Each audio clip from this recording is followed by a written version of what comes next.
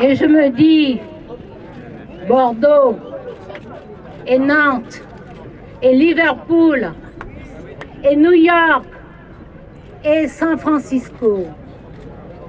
Pas un bout de ce monde qui ne porte mon empreinte digitale et mon calcanéum sur le dos des gratte-ciel et ma crasse dans le scintillement des gemmes.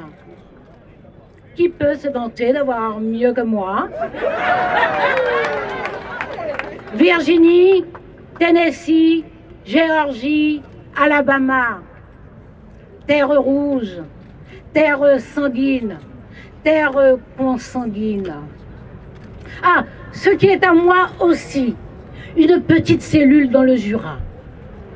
Une petite cellule, la neige la double de barreaux blancs. Ce qui est à moi aussi, c'est un homme seul, emprisonné de blanc. Un homme qui défie les cris blancs de la mort blanche, Toussaint l'ouverture. Vous avez reconnu Aimé Césaire. Nous savons tout. Nous savons tout des razzias, des souffrances silencieuses, des résistances ingénieuses, de la prospérité des ports atlantiques, de l'essor des comptoirs coloniaux, du marronnage, de l'opulence des négociants, de l'émergence de fortunes commerciales et rentières, des insurrections victorieuses. Nous savons tout. Nous savons aussi l'inépuisable créativité de celles et de ceux qui n'ont inventé ni la poudre ni le canon, mais sans qui la terre ne serait pas la terre. Nous savons tout, et nous le savons depuis longtemps. Donc nous savons ce qu'il faut penser de ceux qui prétendent ne pas savoir ou ne pas comprendre. Nous savons tout de nos héroïnes, de nos héros, des Amériques, des Caraïbes, de l'océan Indien, de l'Afrique. Nous savons tout sur les abolitionnistes, célèbres ou anonymes, sur les ouvriers, les tisserands, les paysans, les gens ordinaires, les petites gens solidaires en Europe. Donc nous savons que l'argument sur les mentalités de l'époque et les lois de l'époque est un argument spécieux et injurieux. À preuve, les révoltes qui ont commencé au premier jour et n'ont cessé qu'à la fin. À preuve, ces esprits comme Épiphane de Moiran, moine capucin jurassien, ou Francisco José de Jacquat, moine capucin aragonais. Il récusait le système esclavagiste et il le faisait sur le fondement de la religion et du droit. Le droit sous toutes ses formes, sous tous ses angles, le droit divin, le droit naturel, le droit des gens, le droit canon, le droit civil, le droit de la guerre même, le droit national, le droit international. Mais il convoquait aussi les droits humains et la lumière de la raison.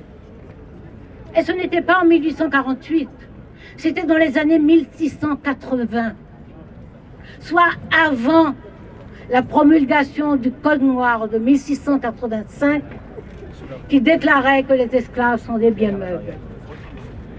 Louis Salamolins nous les a rendus familiers, mais il nous a rappelé aussi leur plaidoyer implacable pour les réparations.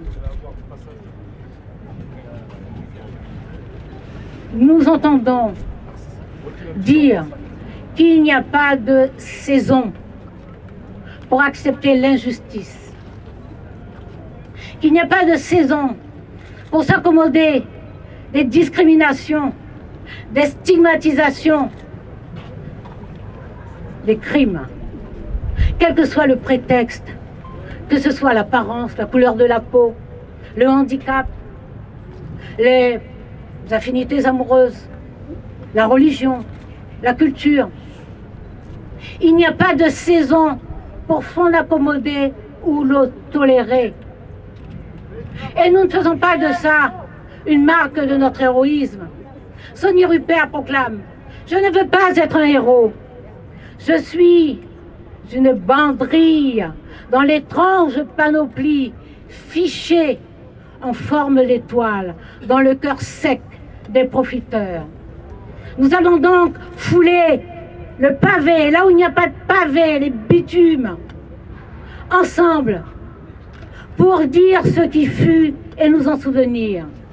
Mais ensemble aussi, nous allons combattre ce qui est, car aujourd'hui encore, ici et ailleurs, on capture, on vend, on torture, on viole, on tue, par préjugés et par cupidité.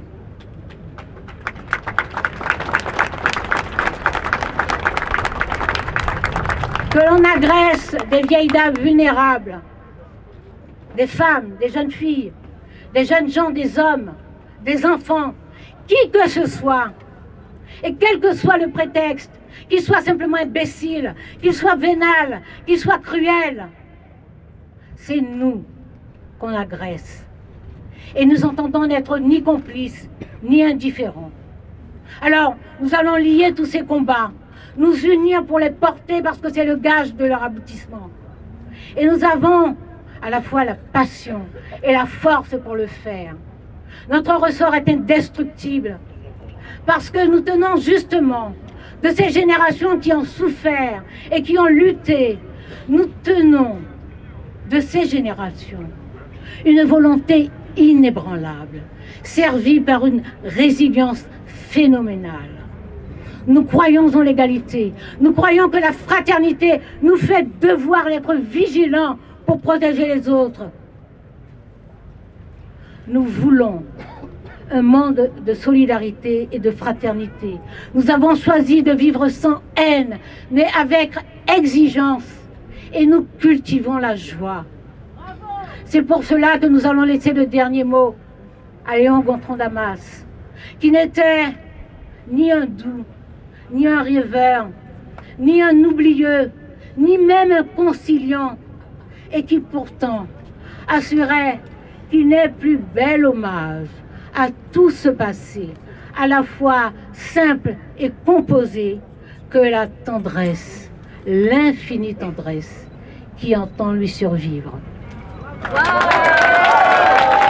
Chercher simplement encore à faire connaître l'histoire, parce qu'il y a des travaux depuis de nombreuses années et on sait beaucoup de choses. Ça n'est pas qu'une histoire d'histoire, c'est l'histoire de la découverte, de découverte scientifique, de découverte technique, du développement de la navigation, c'est l'histoire de l'entrelacement entre les langues et les cultures, c'est l'histoire aussi d'une économie qui va changer d'allure.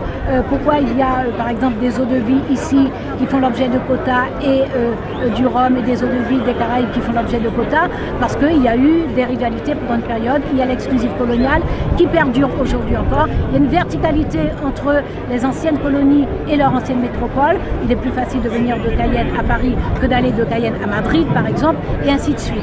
Donc nous avons des traces permanentes de cette histoire, il faut la comprendre pour être en mesure de décider de l'organisation de nos sociétés et comprendre que si nos sociétés sont plurielles, c'est pas juste que parce que des personnes viennent mourir dans le fond de la Méditerranée, même si ça fait partie de l'histoire de demain qui est en train de s'écrire aujourd'hui, c'est parce que pendant plus de 4 siècles et demi, les continents ont été entrelacés et qu'aujourd'hui, nous sommes tous membres de nos mêmes sociétés. Mais la question de la réparation est une question essentielle, vous le savez, elle est posée, je le rappelais, depuis le XVIIe siècle, par notamment ces deux capucins, mais la question de la réparation est une question qui doit être dépassionnée pour l'instant, parce qu'il faut arriver à déterminer les conditions dans lesquelles on peut concevoir cette réparation. Elle est indispensable dans le domaine culturel, dans le domaine linguistique, dans le domaine artistique, elle est indispensable et elle est fondée parce qu'il y a de la substance pour ça. Et même dans le domaine économique, il y a lieu de penser la réparation. Il faut arriver, essayer de la penser sereinement, parce qu'il s'agit en fait de traquer les inégalités et les injustices qui proviennent directement des conséquences de cette histoire et faire en sorte que l'égalité, qui est notre ambition commune, soit une réalité. Mais les traces, c'est le fait que le racisme perdure. Le racisme est une idéologie, une doctrine qui a été construite au temps de l'esclavage. C'est identifié comme ça, je veux dire que, y compris sur le plan de la philologie, au niveau de la langue, de l'émergence du concept, on sait que c'est à la suite de l'esclavage, parce qu'à partir du moment où le système devient industriel et massif, il faut l'expliquer. Il faut rappeler, pourquoi j'ai rappelé ces deux moines capucins des années 1680?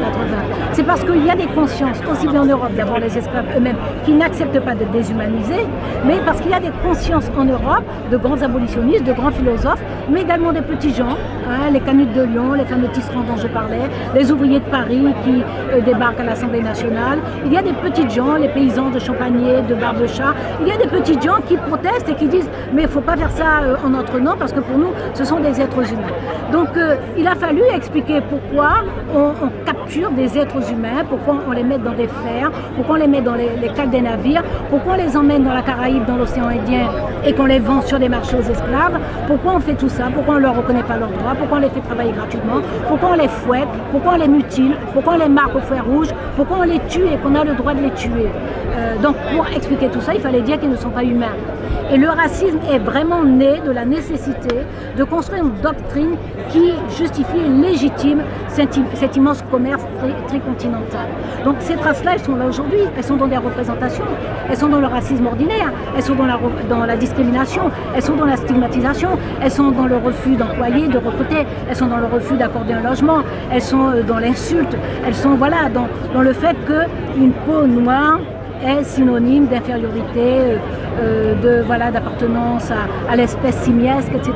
Donc ça c'est là, ce sont des traces qui sont là, il faut les combattre parce que nous sommes persuadés que nous sommes égaux. Mais comme je rappelle, en fait d'avoir supporté cette histoire extrêmement violente nous donne plus de devoirs qu'à d'autres. Et on retrouve ça dans une très belle pièce de théâtre d'Aimé Césaire, c'est la tragédie du roi Christophe. Le roi Christophe dit à un moment, l'égalité des droits oui, mais il y a une inégalité des devoirs. Et c'est une inégalité de sommation. Ceux qui ont connu la violence, ceux qui ont connu la souffrance, ont l'obligation, plus que d'autres encore, d'être vigilants, d'être attentifs aux autres, d'être compréhensifs vis-à-vis des autres, d'être protecteurs vis-à-vis des autres, d'être solidaires, d'être fraternels. Donc nous avons conscience de cette histoire, de sa violence, mais ça n'est pas une violence qui doit nourrir de la haine ou de la rancœur, c'est une violence qui doit nous grandir et qui doit nous permettre au contraire d'être encore plus attentifs aux autres. Mais on ne peut le dire d'aucune société, même pas par exemple des États-Unis, où il y a encore des crimes racistes par milliers chaque année. Il y a des racistes incontestablement en France et certains d'entre eux ne s'en cachent pas parce qu'ils se défoulent sur les réseaux sociaux notamment. Donc c'est absolument indiscutable qu'il y a des gens racistes. Et puis il y a des gens qui ont des préjugés, qui ne travaillent pas les représentations dont ils ont hérité et qui conservent des réflexes. Ces personnes ne sont pas racistes avec la conscience, en tout cas la détermination de contester l'humanité des autres, mais ce sont des personnes qui peuvent être racistes par leurs réflexes, par leur comportement. Nous les invitons évidemment à apprendre l'histoire, à étudier la philosophie et puis simplement à regarder les gens dans le blanc des yeux, à regarder comment vivent les gens, comment sont les gens. Ils verront bien que souvent les personnes qui méprisent sont des personnes qui ont d'immenses qualités individuelles. Et puis il y a évidemment des systèmes, des mécanismes, ce qu'on appelle notamment au Canada le racisme systémique. Il y a des mécanismes qui fonctionnent non pas pour exclure des personnes noires ou autres, mais qui objectivement le font. Donc des modes de sélection, des types d'organisation, des lieux où il faut se trouver, le fait de ne pouvoir accéder à certaines fonctions ou responsabilités ou métiers que si on participe à des réseaux, tout ça ce sont des mécanismes racistes au sens où automatiquement ils excluent des catégories de personnes.